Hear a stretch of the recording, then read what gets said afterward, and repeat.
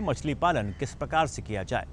वैसे तो मछलियों को पिंजरे में संतुलित प्रोटीन पैलेटेड आहार दिया जाता है जिससे उनकी बढ़वार अच्छी हो। तो किस प्रकार से मछलियों का रखरखाव पिंजरे में करें, साथ ही किस प्रकार का संतुलित आहार उन्हें दें, आइए जानकारी लेते हैं इस रिपोर्ट में।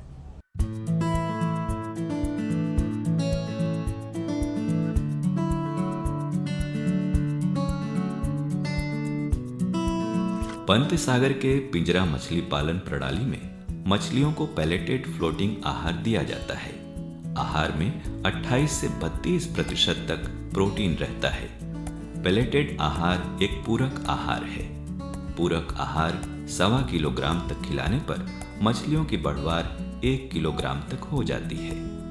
पैलेटेड आहार को बहुत अच्छा फ्लोटिंग आहार माना गया है। संस्तुत मात्रा में आहार देने से मछलियों का विकास काफी अच्छा होता है। पूरक आहार सुबह शाम दिया जाता है। पैलेटेड फ्लोटिंग फीड है, इसको हम मछलियों को देते हैं। वो इसके बड़े शौक से चाव से खाती है और इसकी साइज भी 3 mm, 4 mm, 2 mm भी होती है। जो उनके अनुकूल होती है उस हिसाब से वो खाती रहती हैं। हम इसको तब तक देते रहते हैं जब तक मछलियाँ इसको खा लेती हैं। जब खाना बंद कर देती हैं तो हम उसको देना बंद कर देते हैं। ये जो है बहुत ही अप्रोप्रिएट ठीक होता है। इसमें प्रोटीन परसेंटेज भी होता है जो 30 से 32% होता है, वो हम उनको देते हैं ताकि उनकी ग्रोथ बहुत अच्छी हो।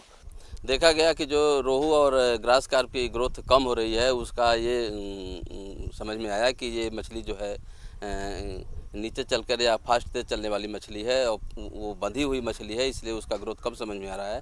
लेकिन जो हमारी पंगेसिस मछली पाली गई है उसमें इनको जो है फ्लोटिंग फीड दिया जाता है और फ्लोटिंग फीड इनको टाइम टू टाइम मतलब सुबह और शाम 2 मीटर हम देते हैं। जो मछलियाँ इसमें पाली गई है उसमें से ये पंगेसिस मछली की ग्रोथ अच्छी लगी है। और जो हमारा ये कॉमन कार्प का मछली है और जो ये रोहू मछली है और इसके साथ साथ ग्रास कार्प की मछली है, ग्रास कार्प को जो हमने जो है कहीं से कुछ घास उस दे करके भी ट्रायल किया तो अपेक्षा की तो उन मछलियों से इसमें ग्रोथ कुछ अधिक लगी।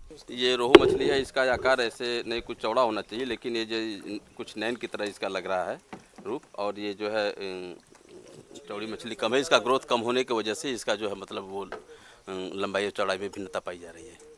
मछली है जो है अन्य मछलियों से मतलब ये जो है ये अच्छी मछली इसका ग्रोथ हुआ है। ये लगभग इसमें 1.5 साल के लगभग ये इस पाली गई, जो इसके समय के अंतर्गत ये 1.25 किलो की मछली 1.5 किलो के लगभग मछली प्रतीत होती है।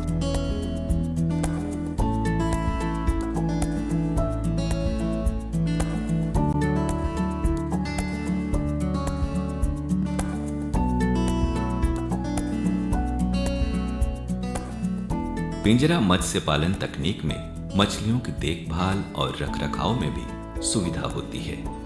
उनकी सैंपलिंग भी आसानी से की जा सकती है। मछलियों के रोगग्रस्त होने की स्थिति में उपचार तुरंत और प्रभावी ढंग से हो जाता है, क्योंकि पिंजरे में मछलियों की सघनता रहती है और एक ही जगह उनकी देखभाल हो जाती है। पंत सागर में 6 मीटर लंबे, 4 मीटर चौड़े और 4 मीटर गहरे एक पिंजरे में 9 से 10 कुंतल मछलियों का उत्पादन हो रहा है।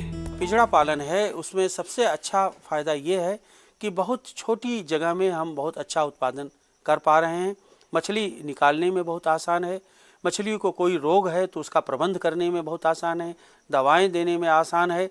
और साथ ही साथ हम जो एक पिंजरे से, जो कि हमारा 6 गुणे 4 गुणे 4 मीटर का पिंजरा है, उससे हम 5 टन तक का उत्पादन प्राप्त कर चुके हैं।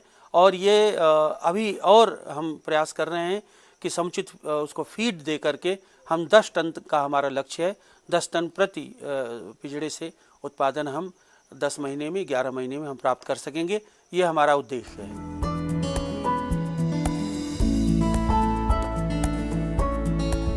रिहंद जलाशय में पिंजरा मछली पालन से स्थानीय मछुआरा समुदाय और मछली विक्रेताओं में उत्साह का संचार हुआ है। ठेकेदार निर्धारित दर पर मछलियों को साइट से उठाता है और थोक विक्रेताओं सप्लायर को बेचता है और थोक विक्रेता फुटकर विक्रेताओं को आपूर्ति करता है। इस तरह मछली व्यवसाय में लगे लोगों को अच्छी आमदनी हो जाती है। रिहंद जलाशय के पिंजरे से निकाली गई मछलियों को पानी के सहारे किनारे तक नाव के जरिए लाया जाता है और फिर गाड़ी में भी फर्श पर प्लास्टिक बिछाकर उसमें पानी भरकर रखा जाता है। इससे मछलियां जिंदा रहती हैं और जिंदा मछलियों की बाजार में अच्छी कीमत मिलती है। पिंजरा मछली पालन देश में उपलब्ध जल क्षेत्रों के ज्यादा से ज्यादा उपयोग का मार्ग प्रशस्त करता है। मछलियों के पिंजरा संवर्धन प्रणाली में रोजगार के अवसर की व्यापक संभावना है। नई तकनीक से ही ग्रामीण अर्थव्यवस्था में मजबूती आ सकती है।